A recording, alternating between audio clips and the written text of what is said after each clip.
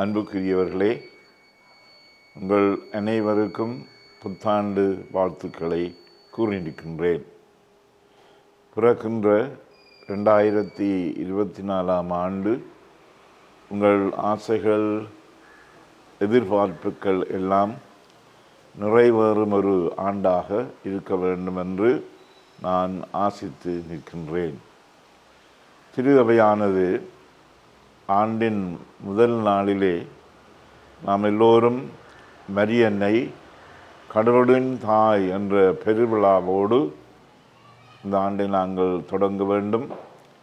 ஆண்டு முழுவதும் இந்த மரியன்னையின் பாதுகாப்பும் பரிந்துரையும் எங்களோடு எப்பொழுதும் இருக்க வேண்டும் என்ற நோக்கத்தோடு தான் அதை தந்திருக்கின்றது.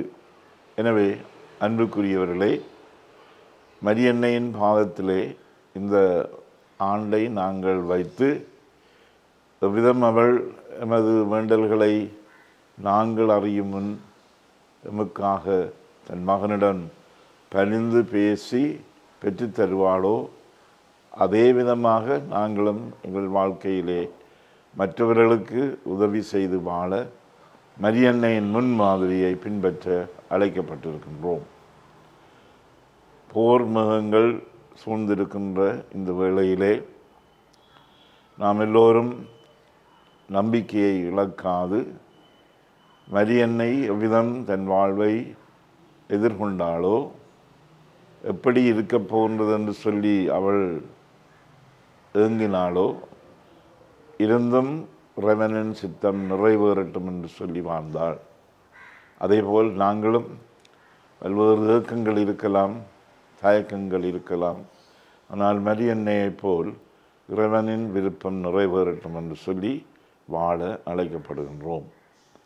மேலதிகமாக இந்தாண்டு இறை வேண்டுதல் ஆண்டாக பிரகடனப்படுத்தி இருக்கின்றார் நமது பாப்பரசர். நாம் அடிக்கடி செபிக்க வேண்டும். செபத்தினால் ஆகாதது ஒன்றுமில்லை என்பதை நாங்கள் உணர்ந்து எவ்வேளையிலும் நாங்கள் செபித்து மற்றவர்களுக்காகவும் உலகம் அனைத்திற்காகவும் செபிக்க அழைக்கப்பட்டிருக்கின்றோம். இறை வேண்டுதல் ஆண்டு நம் எல்லோருக்கும் தரும் ஒரு பெரும் சந்தர்ப்பமாக இருக்கின்றது. அதை பாவித்து நாங்கள் செபத்தினூடாக இந்த நமக்கு அமைதியையும் நம்மோடு இருக்கின்றவர்களுக்கு அமைதியையும் உலகம் முழுவதும் அமைதி பெறுவதற்கு நாங்கள் மன்றாட அழைக்கப்பட்டிருக்கின்றோம். எனவே அன்புக்குரியவர்களே, இந்த ஆண்டு உங்கள் அனைவருக்கும் இறை ஆசீர் நிறைந்த ஆண்டாக இருக்க வேண்டும். உங்களுடைய எதிர்பார்ப்புகள் எல்லாம் நிறைவேறும் ஒரு ஆண்டாக இருக்க வேண்டும். மரியன்னை போல் நீங்கள் இறைவனின் சித்தம் நிறைவேறட்டும் என்று சொல்லி வாழ்பவர்களாக இருக்க வேண்டும்.